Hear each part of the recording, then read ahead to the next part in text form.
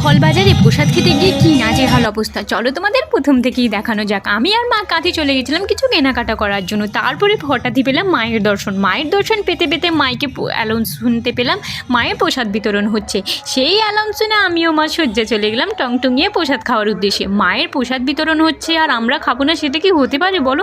বাপ রে বাপ, এসেই দেখি কি অবস্থা, এতটাই পরিমাণে ভিড়। কষ্ট করে যা হোক আমরা সিট পেয়েই গেলাম। ওপরে ছায়া দেওয়ার জন্য কি একটা সবুজ টাঙিয়েছিল, সেটা এতটাই সবুজ, মানুষও সবুজ হয়ে গেছে, খাবার দাবারও সবুজ। তারপরে ভাত, ডাল, শাকের তরকারি যেই চিংড়ি মাছ পেলাম। তারপরে আমি মাকে জিজ্ঞেস করলাম এটা আমিষ তো? বলছে হ্যাঁ, কালী মায়ের প্রসাদ আমিষই হয়। আমি খেতে বসছি, চারধারে এতজন চেয়ার ধরে টানাটানি করছে। বোন বলছে আমাকে একটু বসতে দেবে, কে বলছে নাতি আমাকে একটু বসতে দেবে।